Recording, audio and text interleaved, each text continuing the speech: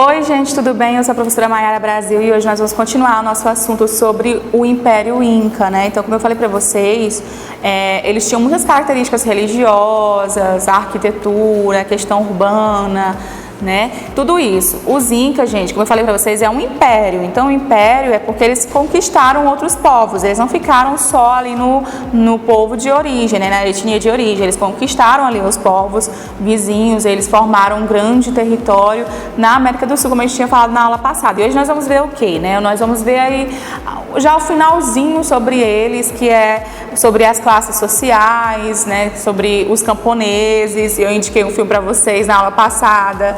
Vou indicar hoje também outro filme infantil, claro, que é para vocês aproveitarem essa melhor fase que é a infância, que vocês podem assistir filme, aí vocês assistam esse filme aí no final de semana, que vocês curtam bastante. É um filme que dá para assistir com a família, que é um filme que dá para você se envolver com todas as pessoas da sua casa e ainda mais você aprende, né, que é o melhor. Né? História não é chato, gente, história é top. Você vê a história, você vê a cultura das pessoas, você vê a realidade de outras pessoas, você consegue ir muito além, né? Você consegue viajar pelo mundo e compreender o que cada pessoa, como cada pessoa vivia, né? E por que tinham determinados pensamentos.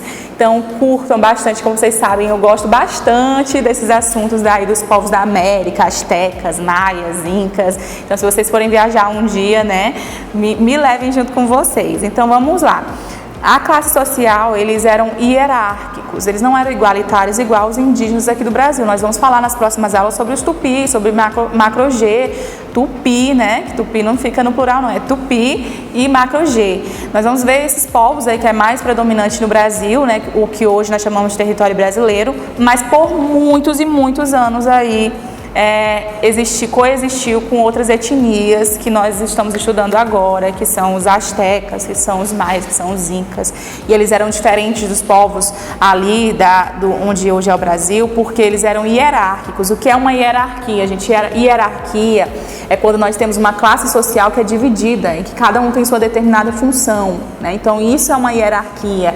Tem pessoas que vão ter mais privilégios, ou seja, tem a vida um pouquinho com mais riquezas, com mais poder de decisão, e outras pessoas que vão estar abaixo lá da pirâmide social, que são aquelas pessoas que vão ter menos privilégios, vão trabalhar muito, vão ter uma vida muito difícil, vão sustentar as outras camadas, não vão ter tempo mal para si. Então, isso é uma hierarquia, é como se fosse uma pirâmide, tá? Social, em que quem está em cima geralmente manda e quem está embaixo obedece, né? É triste, mas é isso aí que acontece nas sociedades que são hierarquizadas. Então, no Império Inca, nós tínhamos uma sociedade hierarquizada. Quanto mais você estava acima, um pouquinho de privilégios você tinha, né? Então, quem estava no topo aí tinha muitos poderes. Quem estava ali no meio dessa classe social, no meio da pirâmide social, era intermediário, né? E aí, quem estava lá embaixo, como nós sabemos, vão ser as pessoas que vão ter uma vida mais difícil, uma vida um pouquinho mais sofrida. Então vamos lá conhecer essas classes sociais. Pega seu caderno, anota, tem no seu livro, mas aí no livro não está tão resumido. Então se você quiser fazer um resumo agora, pega o caderninho, anota aqui que eu vou falar para vocês. Então nós vamos ter o imperador, e como eu falei para vocês, o imperador na aula passada, ele vai ser o próprio filho do sol. Então ele está no topo da pirâmide. Nós vamos começar aqui, tá, de cima para baixo. Então nós vamos ver aí o imperador. O imperador está no topo da pirâmide social, ele é o cara que tem mais privilégio. Ele não é só visto como um cara normal, ele vai ser visto como um deus, um semideus, ou seja, as pessoas vão respeitar ele porque é o próprio Deus falando, é o filho do próprio Deus falando. Então eles vão ter esse respeito com a família real, vão ter um respeito com o Inca, tá? E aí o Inca era conhecido também como Sapa Inca, tá bom? Sapa Inca, e é por causa desse nome Inca, que era um título que se dava ao imperador. Então, por exemplo, eu sou Maiara, né? Se eu fosse imperadora dos Incas, eu seria a Inca, ou seja, era um título. Por exemplo, rei, né? O rei é ali da Europa, é um título que se dá a uma pessoa. Nós tivemos Luís XVI, Henrique VIII, nós tivemos vários reis e aí eles ganharam um título. O nome rei é um título. Da mesma forma ali, Inca é um título. Outro exemplo, vamos ver outro exemplo. No Egito, quem era o rei do Egito? Era o faraó. Então, o faraó é um título. Então, Inca é um título que era dado ao imperador dos povos incas, tá? O Inca era o imperador. tá? E aí o nome daquele povo derivava do nome do Inca, tá bom? Ou seja, do título Inca. Então nós vamos ter vários, era filhos do Sol, como eu falei para vocês na aula passada. O Deus Sol era o Inti, que parece com aquela bandeira da Argentina, aquele solzinho que tem na bandeira da Argentina. Pois é, gente, era o Inti aí, semidivino. E como eu falei para vocês, quem está em cima da pirâmide social tem muitos privilégios. Então era o cara que mais tinha privilégio e poder, era o Inca. E a família dele, claro, né? A esposa, os filhos vão ter esse privilégio. E o cargo era hereditário, ou seja, quando ele morria, não tinha uma eleição para escolher o próximo governante, não tinha uma votação para escolher das classes, diferentes classes, quem ia ser o imperador. Não tinha uma eleição para saber se, agora vai ser alguém dos camponeses, agora vai ser alguém dos comerciantes, agora vai ser alguém dos militares. Não, gente, não era assim. Era hereditário. Geralmente, se você nascesse ali naquela classe social, como Inca, o seu filho, geralmente o filho mais velho, ia ser ali o próximo herdeiro ao trono. E assim acontecia nas demais classes sociais, que nós vamos ver ali. Então nós vamos ter os sacerdotes, que ligavam ali os homens ao mundo espiritual. Então vejam aí a nova onda do imperador, tá? A nova onda do imperador, se eu não me engano, né? Um filme aí infantil que vocês podem estar vendo. E a nova onda do imperador é interessante porque vai falar sobre alguns elementos. Nós vamos ter um sacerdote, aquelas mágicas, aqueles ritos mágicos que eles tinham, né? Então lá dando spoiler aqui para vocês vão assistir em casa, né? As ilhamas lá, ele é um imperador, um homem cheio de arrogância, e aí em algum momento ele bebe de uma conselheira um chá, e aí ele vira uma ilhama, né? E vai sofrer até aprender a ser humilde. É claro que eu não vou contar o resto, que é para vocês ficarem com uma pontinha de curiosidade. Então nós vamos ter o quê? Nós vamos ter o sacerdote que ligava o mundo espiritual, né? Nessa parte nós vamos ter os sacerdotes que vão estar fazendo oferendas aos deuses, e ligados aí aos sacerdotes, só que um pouquinho mais abaixo, nós vamos ter os curandeiros, que é o que eu falei para vocês lá no filme A Nova Onda do Imperador. Tem um pouquinho sobre isso, né? Tem ali aquela conselheira fazendo papel tanto de conselheira como sacerdote, mas eram funções diferentes, tá bom? Então os sacerdotes eram aqueles que dedicavam os cultos aos deuses, aqueles que conheciam os deuses de forma profunda, tinha os templos dos deuses, as oferendas para os deuses. E os curandeiros era mais voltado para essa parte mais material mesmo, né? Se ali os sacerdotes estavam ligados à espiritualidade, os curandeiros estavam ligados aqui, tentando curar o que era material, o que era físico, né? As pessoas, as doenças das pessoas, e aí por isso que tinha esse nome de curandeiro, mas também ligado aí aos espíritos. As duas coisas parecem muito porque eles eram complementares, a gente não pode olhar como tão separado assim, apesar de ter uma função diferente, mas eles estão ali conectados, porque os curandeiros pediam auxílio aos deuses, né? E os sacerdotes, eles faziam aquilo, mas estavam relacionados na política da época, estavam ali ligados ao material da época, tanto é que eles tinham muitos privilégios, porque eles eram ricos e recebiam muitas oferendas, e dessas oferendas eles tiravam o sustento dele, a riqueza deles, que eles tinham na época. Por isso que eles estão aí um pouquinho abaixo do imperador, porque eles tinham privilégios, tinham um pouquinho de poder, recebiam muitas oferendas das pessoas. Logo abaixo nós vamos ter os militares, os funcionários públicos, que eram o quê, né? São intermediários esses aí. Vamos dizer que seria a classe média alta, que seria o quê?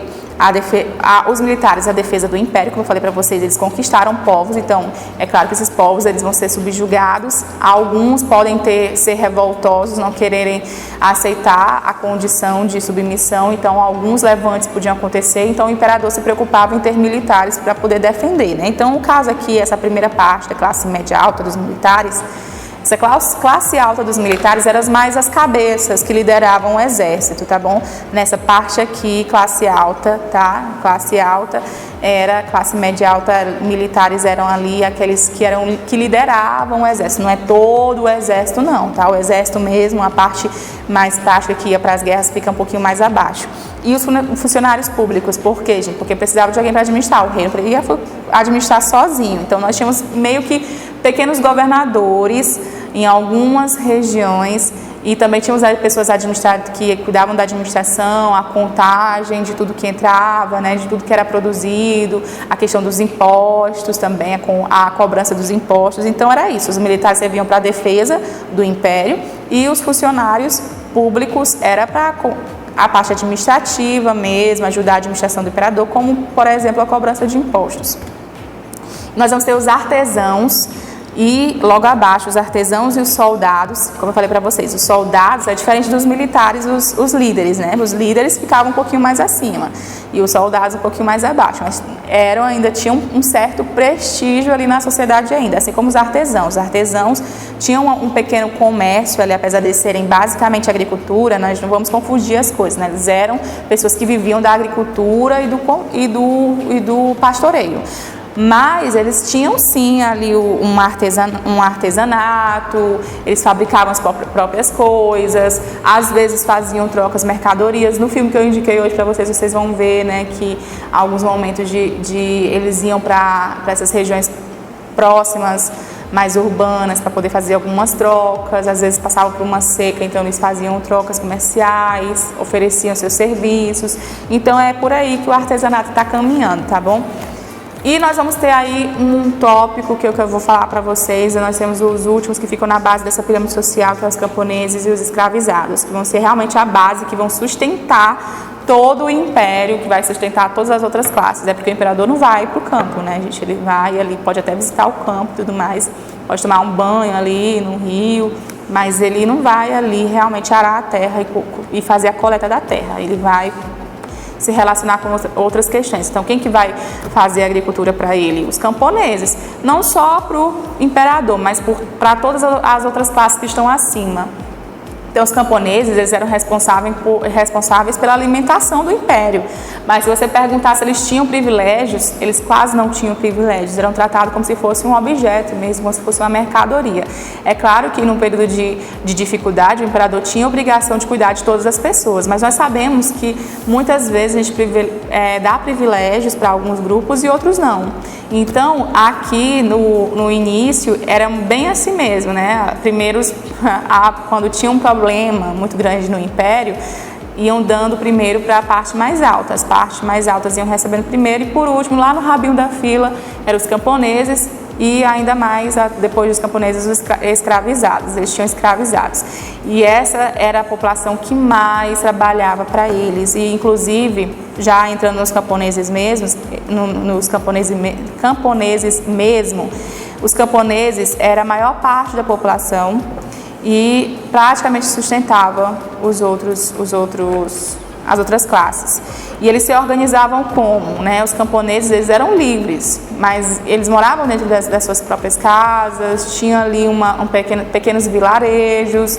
E aí, como é que eles faziam? Eles se organizavam da seguinte forma: tinha lá o imperador, e como eu falei para vocês, o imperador tinha, em algumas regiões específicas, meio que governadores, e aí em cada povoadinho eles começaram como? Eles começaram a se reunir, né, com grupos familiares. Os camponeses se reuniam como forma familiar.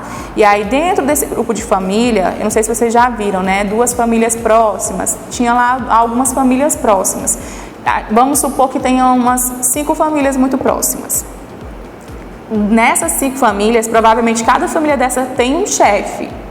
Então, esses chefes vão se reunir, vamos dizer que cada família tem um chefe.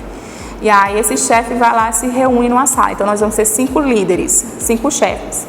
Esses 5 chefes vão escolher um líder. Geralmente, era o que era mais participativo nas conversas, o que representava mais, o que sabia lidar com as questões da época. Então, esse era escolhido geralmente entre eles. Esse se tornava o chefe das 5 famílias. E aí, quando o imperador ou algum funcionário administrativo, algum funcionário público ia conversar com os camponeses, chamava essa pessoa aí, esse chefe.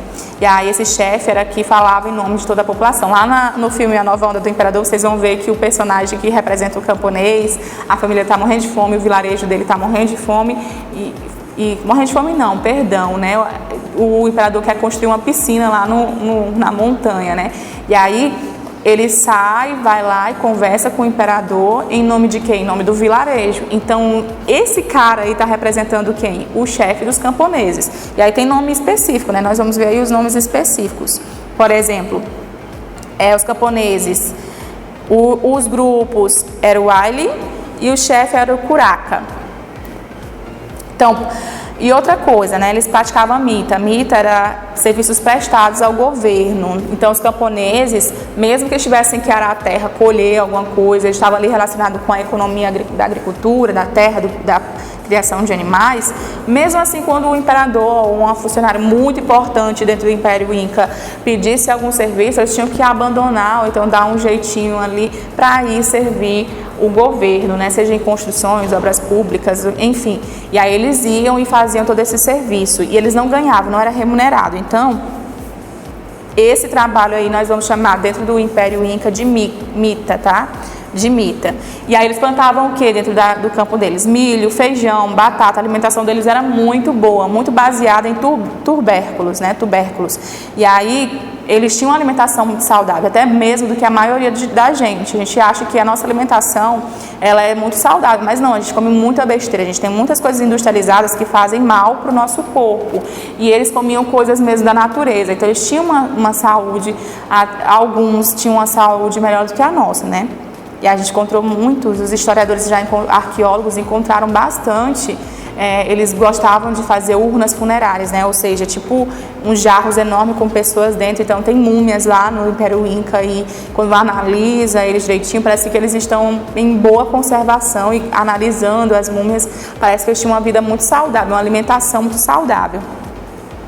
Então, eles plantavam milho, feijão, batata e etc. Pastoreavam lhama, as alpacas. Não é à toa que lá no filme que eu estou indicando para vocês vão ver o quê? Vocês vão ver que o imperador se torna em uma lhama, né? Eita, spoiler, hein, professora? Já não quero mais assistir. Assista, gente, vale a pena, não vou contar o final. E aí eles dividiam também, os camponeses vão dividir as terras em 3. Por exemplo, eu tenho aqui um terreno, eu vou dividir esse terreno em 3. Um era para eles, os camponeses, que era uma pequena parte mesmo. Uma outra parte que eles pegavam dessa terra era para os deuses, era oferenda para os deuses. E uma parte significativa era para o imperador. Então, essa parte significativa aí é que garantia a riqueza do imperador. Por isso que não faltava nada, era muita riqueza aí para o imperador. Então, gente, eu espero que vocês tenham gostado da aula. Eu falei muito, mas qualquer dúvida, vocês podem me procurar no privado, tá bom? Espero que vocês tenham gostado e até a semana que vem.